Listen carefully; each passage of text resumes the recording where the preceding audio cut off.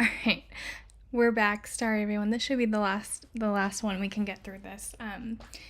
I moved into a quieter room, so we are still reading the Time Magazine Person of the Year 2023 interview with Taylor Swift.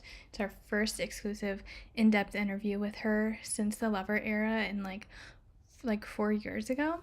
So we're talking about the cultural impact that she's had.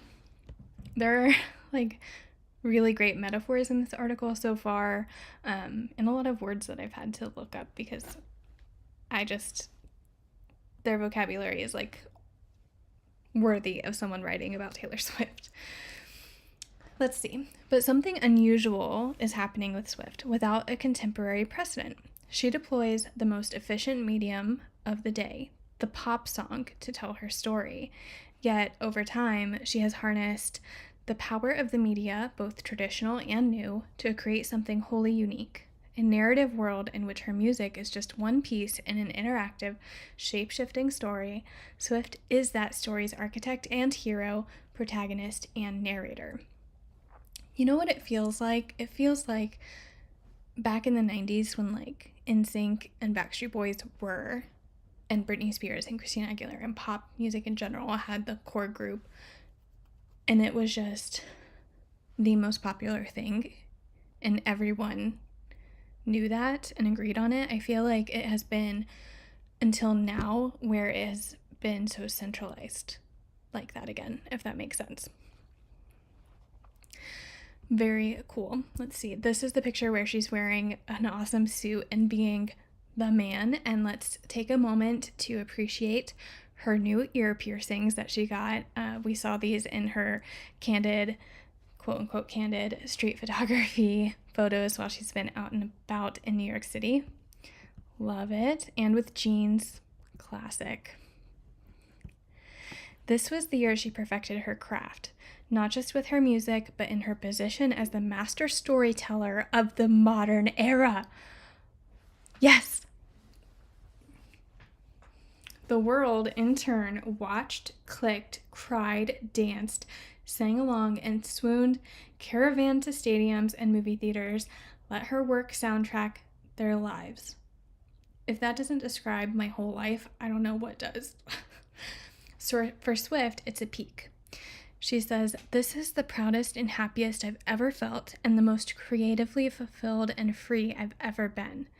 Ultimately, we can convolute it all we want or try to overcomplicate it, but there's only one question." Here she adopts a booming voice. "Are you not entertained?" We are, Taylor. We are. Thank you.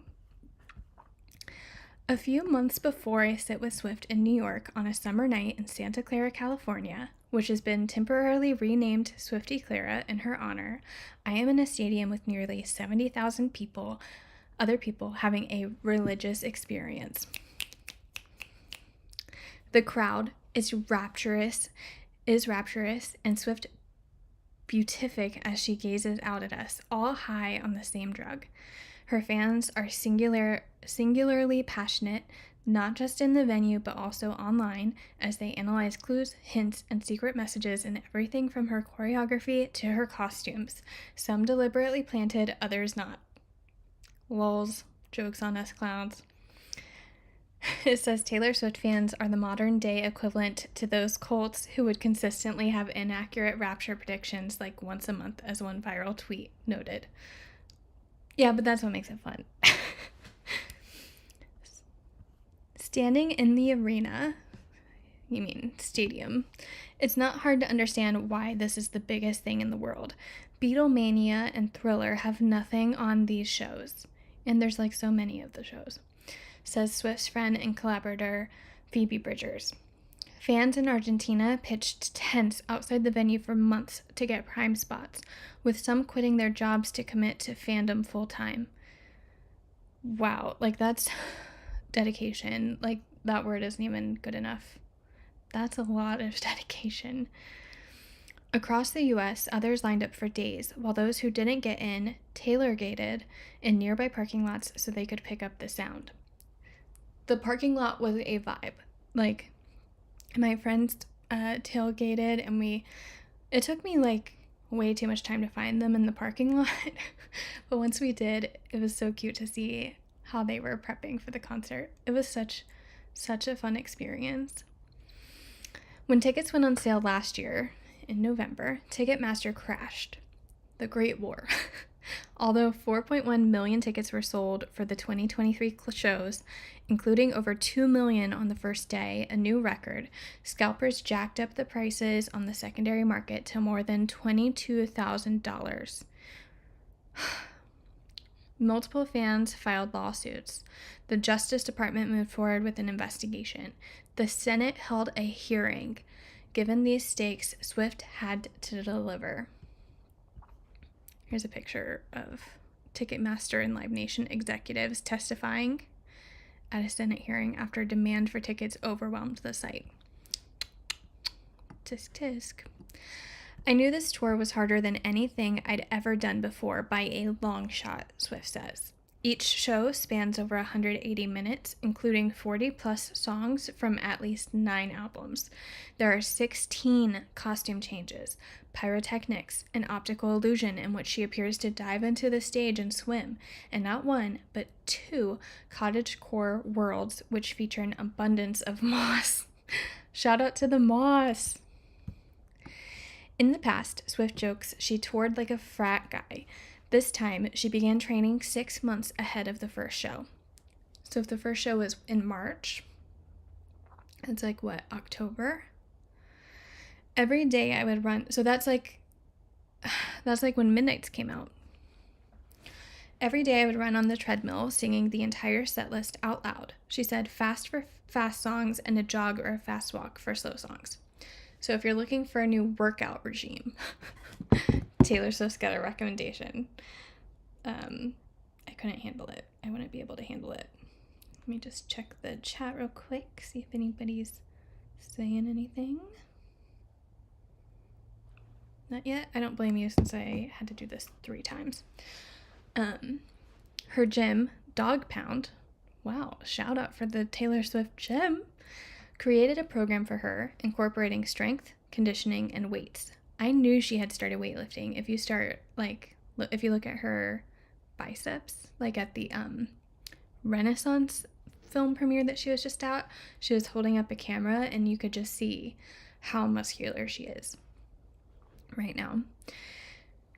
Then she says, then I had 3 months of dance training because I wanted to get it in my bones, she said. I wanted to be so over-rehearsed that I could be silly with the fans and not lose my train of thought. She worked with choreographer Mandy Moore, not Mandy Moore like Rapunzel, who was recommended by her friend Emma Stone, who worked with Moore on La La Land.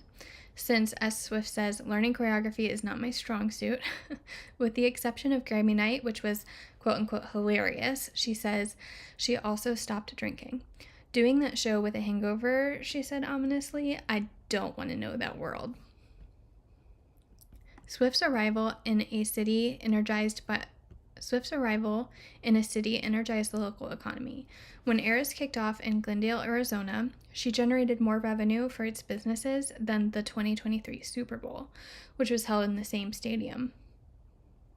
Did everybody hear that? I heard it.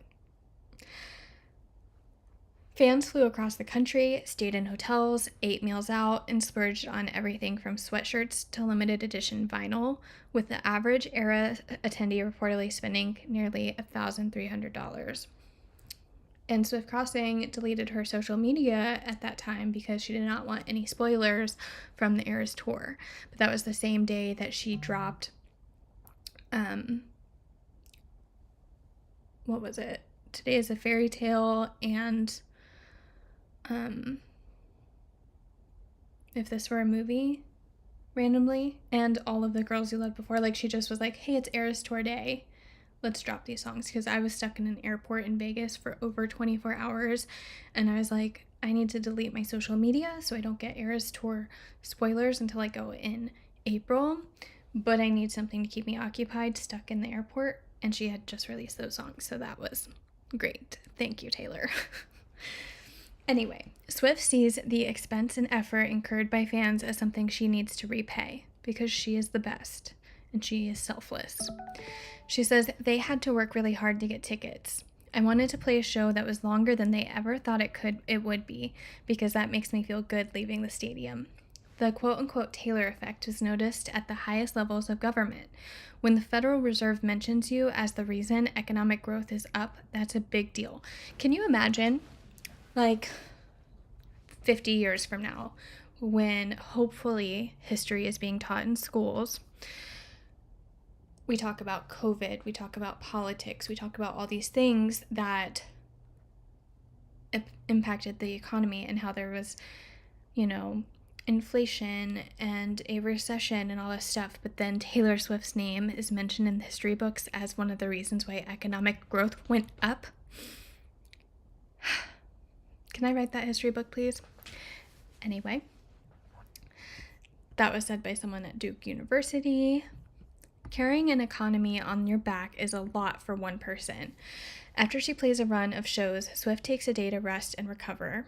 I do not leave my bed except to get food and take it back to my bed and eat it there. It's a dream scenario. I can barely speak because I've been singing for 3 shows straight. Every time I take a step, my feet go crunch, crunch, crunch from dancing in heels. That makes me a little sad.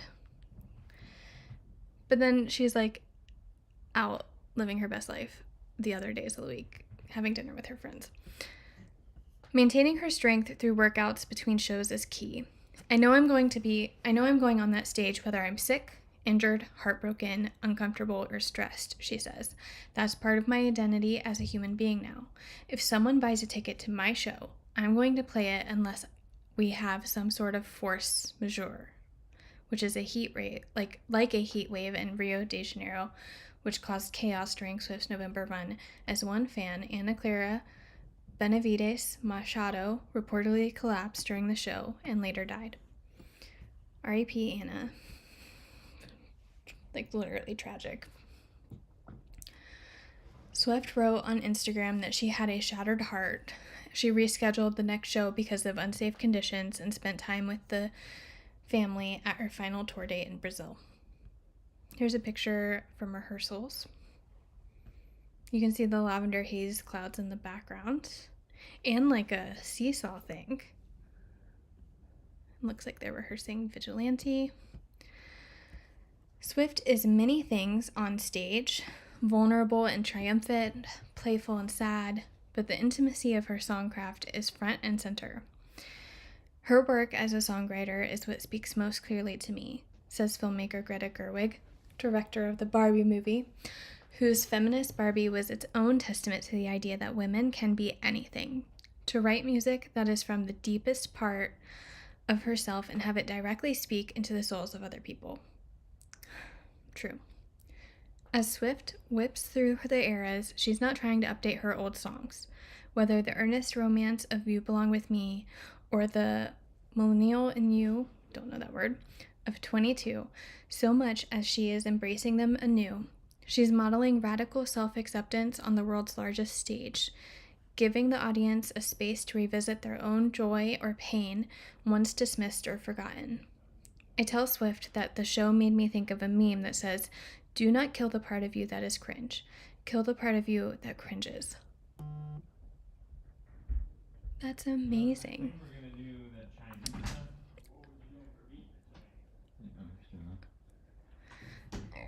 Yes, she exclaims.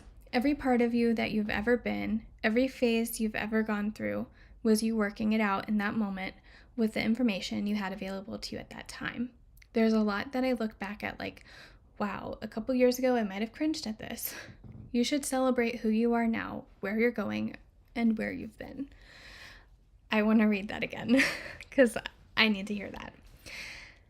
Do not kill the part of you that is cringe. Kill the part of you that cringes. Yes, she exclaims, to reacting to that internet thing.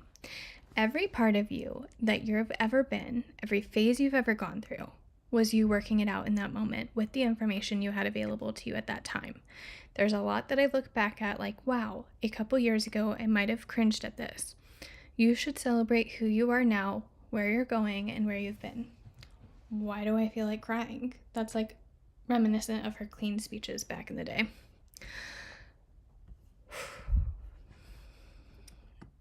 Can you just like take a second to imagine you're sitting in her living room. She's got her shoes off, her feet are folded, crisscross applesauce in the couch, and she tells you that to your face? I would be crying. Getting to this place of harmony with her past took work. There's a dramatic irony, she explains, to the success of the tour. It's not lost on me that the two great catalysts for this happening were two horrendous things that happened to me, Swift says, and this is where the story takes a turn. The first was getting canceled within an inch of my life insanity, she says plainly. The second was having my life's work taken away from me by someone who hates me. I was watching the Miss Americana documentary a few nights ago with my boyfriend's parents who had never seen it, and I was like explaining that. I was like, this is the first thing that happened. Kanye did his thing, and then her work got stolen, and I went into the whole story. Swift shows me some things she loves in her apartment. A Stevie Nicks Barbie that sits still boxed in her kitchen. That was released recently. Stevie Nicks displayed it right after the Barbie movie came out. It's really cute. It's got her favorite boots. The framed note from Paul McCartney that hangs in her bathroom. Can you imagine? Tiles around the fireplace that Swift found shopping in Paris with her mother. I wonder if those are the ones that are in her fall TikTok where it talks about maroon, mustard, hunter green, and it shows tiles around her fireplace. I bet that's what those are from. I didn't know they were from Paris. Shopping with Andrea. Connections to her family are everywhere, including a striking photo of her grandmother Marjorie, an opera singer, and the inspiration for a track on her album Evermore. Swift grew up on a Christmas tree farm in Pennsylvania with her younger brother Austin. Her father Scott was a stockbroker at Merrill Lynch, and Andrea worked in marketing. Yeah, they're all geniuses. Her family still works closely with her today. She says, my dad, my mom, and my brother come up with some of the best ideas in my career. Swift says, I always joke that we're a small family business. Here are the Swifts at Taylor's NYU honorary doctorate graduation day. Love that for them. After moving to Nashville as a teen, she signed with Scott Borchetta's Big Machine Records. Swift's songwriting ability was evident from the first lyrics of Tim McGraw, her debut single. He said, the way my blue eyes shined put those Georgia stars to shame that night. I said, that's a lie. Even for country music, these lyrics are literally conjuring a romantic fantasy, then deflating it in a line later. A fairy tale promise of love and intimacy became a runner in Swift's work as a songwriter, something she'd repeatedly espouse, then skewer. She was self-aware about the role narrative played in her expectation. She was seen as a gifted pop country ingenue. Sorry, I don't know some of these words. In a now infamous moment, Kanye West interrupted Swift on stage at the 2009 VMAs while she was accepting an award. The incident set in motion a chain of events that would shape the next decade of both artists' lives. It was around that time, Swift remembers now, that she began trying to shift. I realized every record label was actively working to try to replace me, she says. I thought instead I'd replace myself first with a new me. It's harder to hit a moving target. Swift wrote songs solo, incorporated diverse sonic influences, and placed more clues about personal relationships in her lyrics and album materials for fans to decode. Her epic ballad, All Too Well, from 2012's Red, masterpiece, epitomizes Swift's superpower as a songwriter, deploying tossed-off details like a forgotten scarf that comes back at the song's end to stab you in the heart.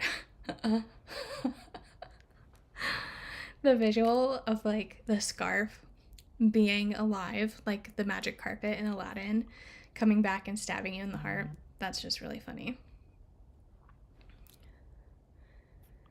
Um,